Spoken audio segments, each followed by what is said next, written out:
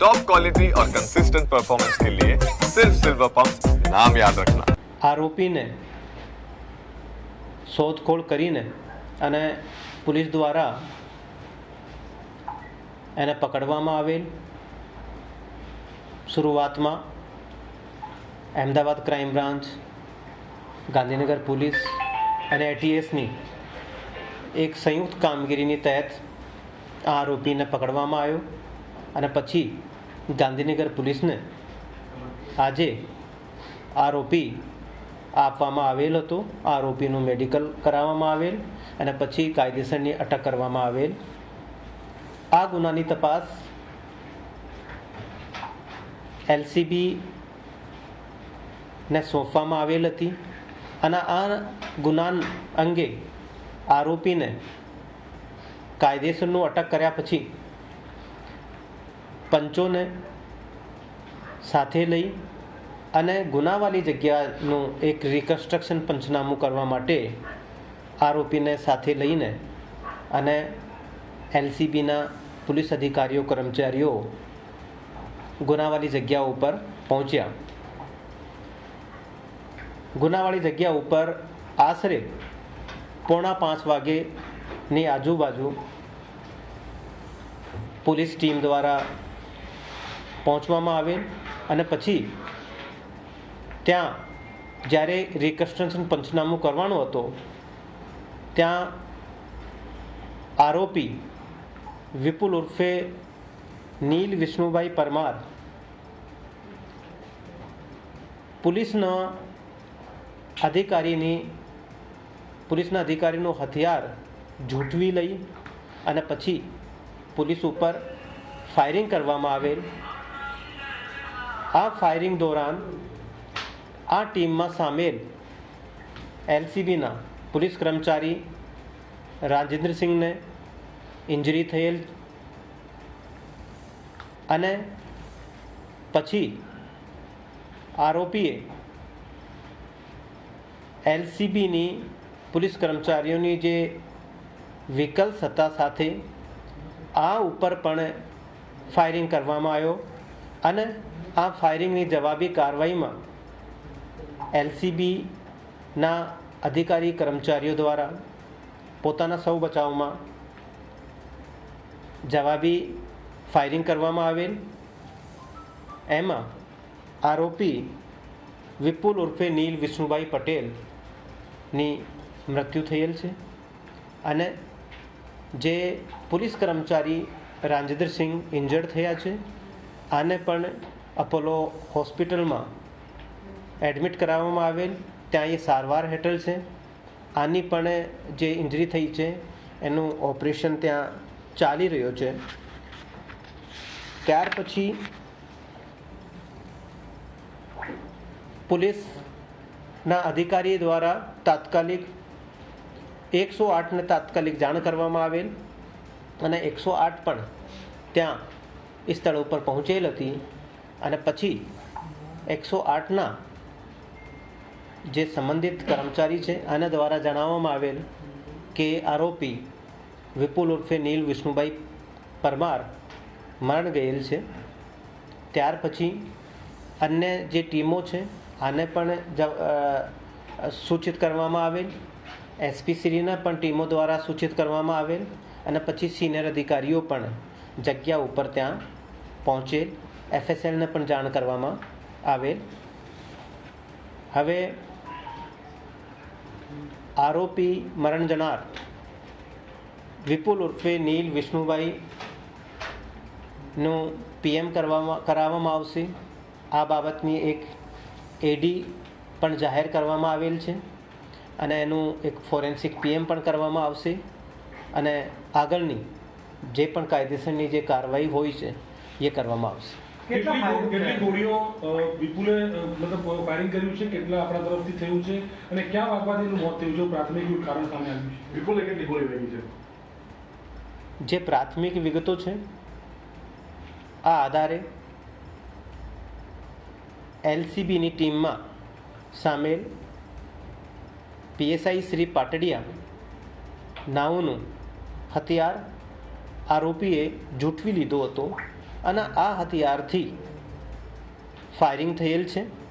જે પ્રાથમિક વિગતો છે એના આધારે આરોપી દ્વારા જે ફાયરિંગ કરવામાં આવેલ છે એ જે ફાયર આર્મ્સ છે એનું જે ચકાસણી થયા પછી જાણવા મળશે કેટલી બુલેટ્સ આરોપી દ્વારા ફાયર કરવામાં આવેલ છે. અને સાથે સાથે જે અધિકારીઓ દ્વારા જવાબી કાર્યવાહીમાં ફાયરિંગ કરવામાં આવેલ એનું પણ વેપનનું ફોરેન્સિક અને એનું જાંચ થયા પછી એક્ઝેક્ટ કેટલા રાઉન્ડ્સ ફાયર થયા છે અને એનું પંચનામું જ્યારે કરવામાં આવશે ત્યારે એક્ઝેક્ટ જે છે માહિતી મળશે ત્યારે આપ લોકોને જણાવવામાં આવશે. અને આરોપી જે મરણ જનાર આરોપી વિપુલ ઉર્ફે નીલ વિષ્ણુભાઈ પરમાર ને જે ગોળીઓ વાગી છે આ બાબતે પણ ઇન્ક્વેસ્ટ અને પીએમથી ક્લિયર થશે કે કેટલી ગોળીઓ એને વાગી છે. સર, આપણા જે પોલીસ કર્મી તરફથી ફાયરિંગ થયું છે, જવાબી ફાયરિંગ થયું છે, કોના તરફથી ફાયરિંગ કરવામાં આવ્યું? મતલબ પીઆઈ છે, પીએસઆઈ છે અને બીજા પર કોઈ ફાયરિંગ કર્યું કે એક જ રિવોલ્વરથી ફાયરિંગ થયું હતું? જે ટીમમાં એલસીબીની ટીમમાં એલસીબી પીઆઈ શ્રી વાળા અને એલસીબી પીઆઈ શ્રી હાર્દિક પરમાર બંનેની ટીમો આ રિકન્સ્ટ્રક્શનના પંચનામા દરમિયાન હતી. તો જે પ્રાથમિક વિગતો છે એના આધારે બંને અધિકારીઓ દ્વારા ફાયરિંગ કરવામાં આવેલ છે. અને સાથે સાથે જે આરોપી પોલીસ અધિકારીનું જે વેપન હથિયાર જૂઠવીને અને જે પોલીસ ઉપર જે ફાયરિંગ કરેલ છે આ હથિયારથી પણ ફાયરિંગ થયેલ છે. રાજેન્દ્રસિંહ સિવાય બીજા કોઈને ઈજાઓ થયેલી છે આ એલસીબીના પીઆઈ પીએસઆઈ કોઈને? જે ગોળી વાગવાની વાત છે તો ફક્ત રાજેન્દ્રસિંહ એક જ ઇન્જર્ડ થયા છે અને બાકી જે નાની મોટી ઇન્જરી હોય જે ઘર્ષણથી તો એ અલગ ઇન્જરીઓ છે, પરંતુ ગોળી વાગવાથી જે ઇન્જરી થઈ છે એ રાજેન્દ્રસિંહને જે હેડ કોન્સ્ટેબલ છે એને ઇન્જરી થઈ છે.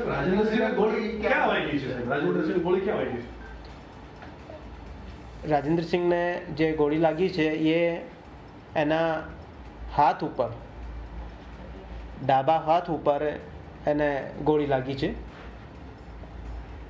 જે વિગતો છે હોસ્પિટલમાંથી જે પ્રાથમિક વિગતો મળી છે એના આધારે. સર, મૃતકને પ્રાથમિક દ્રષ્ટિએ માથામાં વાગી છે, છાતીમાં વાગી છે, પગમાં વાગી છે, એવું પ્રાથમિક દ્રષ્ટિએ આપણે મુલાકાત લીધી છે, ઉચ્ચ અધિકારીને મુલાકાત લીધી છે, તો શું દેખાય છે ડેડ બોડી પર? ક્યાં ક્યાં વાગેલું દેખાય છે? અંદાજે તો એટલું આપ કહી શકો ને?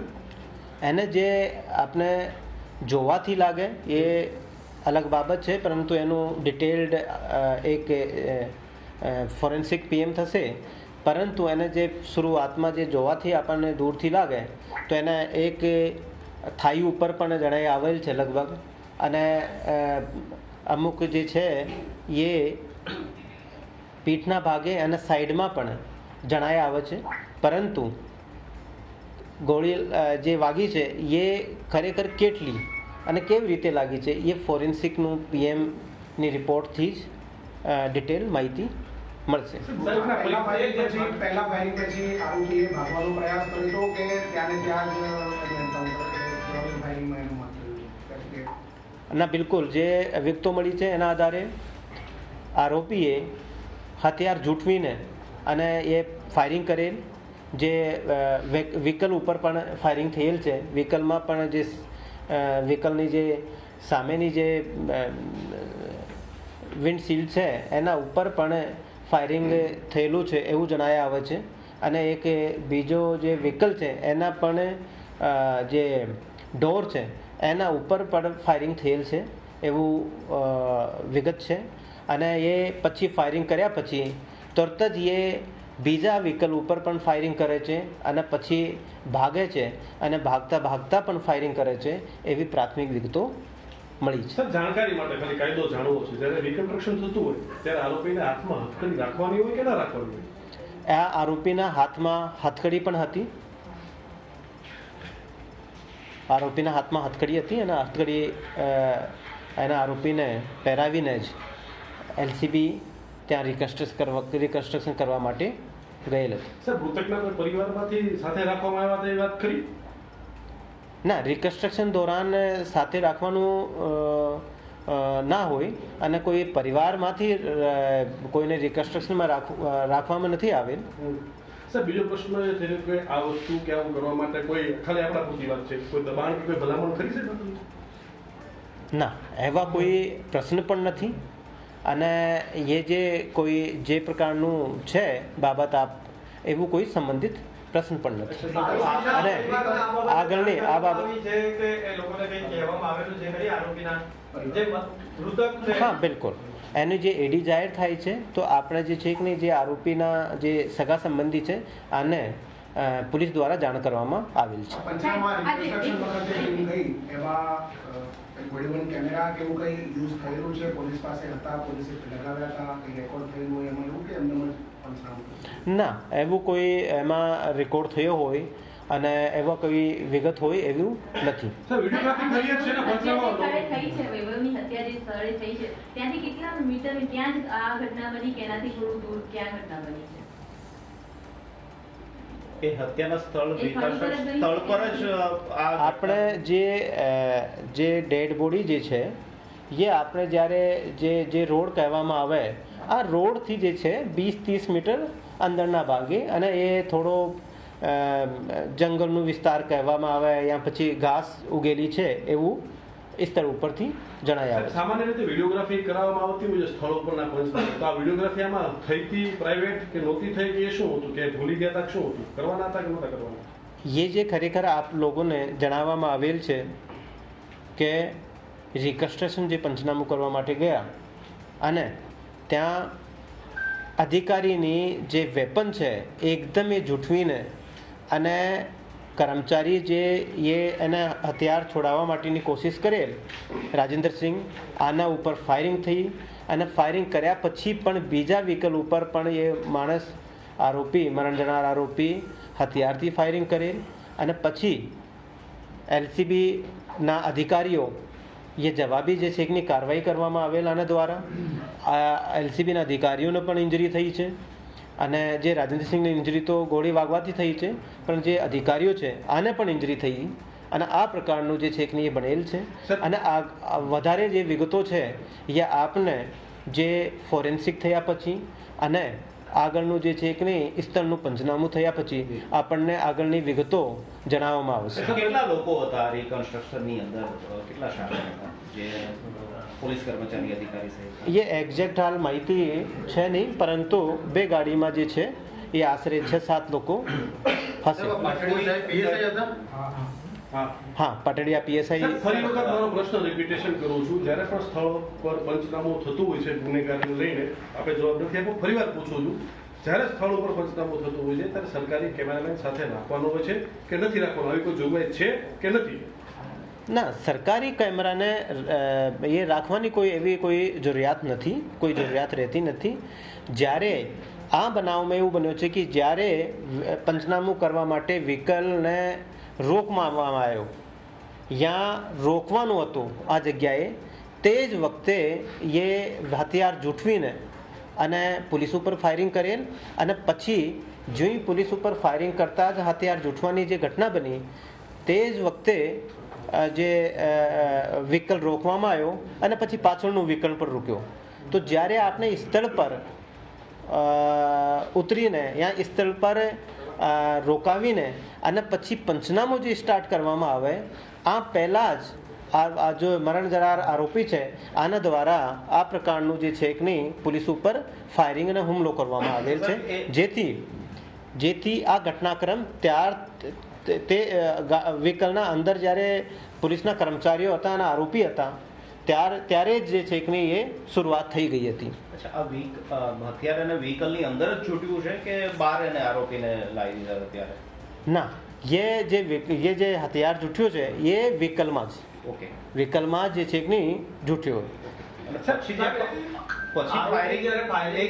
પછી જે ફાયરિંગ પોલીસ તરફથી કર્યું ત્યારે આરોપી વ્હીકલમાં હતો કે ત્યાંથી બહાર ભાગવા છૂટવાનો પ્રયાસ કરતો હતો? હા, પોલીસ ઉપર જે ફાયરિંગ કર્યો પછી બીજી ગાડી પર પણ જ્યારે એ બહાર નીકળ્યો અને ભાગવાનો જે પ્રયાસ કરતો હતો ત્યારે જે છેકની બીજી વ્હીકલ ઉપર ફાયરિંગ કર્યો અને પછી પોલીસ પણ જે છેકની ફાયરિંગ કરેલ.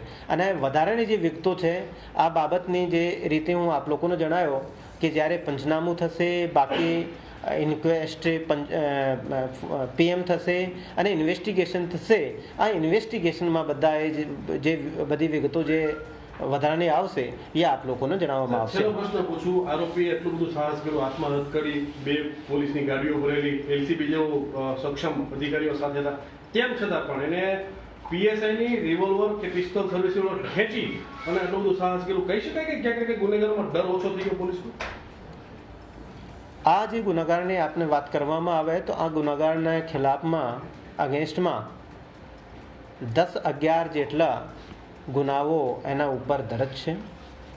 જેમાં એ જે મર્ડરની આપણે 20 તારીખના મર્ડરની વાત કરીએ છીએ એની અલાવા પહેલાં પણ મર્ડરમાં એ આરોપી પકડવામાં આવેલ છે મર્ડરમાં. એની અલાવા રોબરી અને લૂંટ જેવા ગુનાઓમાં, ચોરીના ગુનાઓમાં તો એ અને જે હિસ્ટ્રી કહેવામાં આવે આરોપીની તો એ ગુનાહિત પ્રવૃત્તિવાળો ગુનેગાર યા આરોપી કહી શકાય. તો એની જે સ્થિતિ છે, જે પ્રકારની એનું જે કૃત્ય હતું અને જે પ્રકારની એની પ્રવૃત્તિ હતી પહેલાંની, એનાથી કહી શકાય કે એ માણસ એ જે આરોપી મરણ જનાર છે એ એક ડેડેડ આપને ક્રિમિનલ કહેવાય એવા પ્રકારનું ક્રિમિનલ એક્ટિવિટી એની હતી. સર, ગેલેન્ડરી એવોર્ડ માટે કોઈનું નામ રેકમેન્ડ કરશો? એટલું સારું કામગીરી કરી છે તો એ આપણે જે રીતે આપણે કહેવામાં આવે, હું પહેલાં પણ આપને જણાવ્યું છું કે અત્યારે એવી કોઈ વિગત પણ નથી, અત્યારે એવી કોઈ બાબત પણ નથી. ખરેખર જે પોલીસ ઉપર જે ફાયરિંગ કરવામાં આવેલ અને હુમલો કરવામાં આવેલ એની અગેન્સ્ટમાં એક જવાબી કાર્યવાહી પોલીસે પોતાના સૌ બચાવમાં એ એક કાર્યવાહી કરેલ છે. અને આ કાર્યવાહીના ભાગરૂપે એ એક ઇન્સિડન્સ બનેલ છે. જે ઇન્સિડન્સની આગળ પૂરી ઇન્વેસ્ટિગેશન કરવામાં આવશે અને આગળની જે કાયદેસરની કાર્યવાહી છે એ કરવામાં આવશે.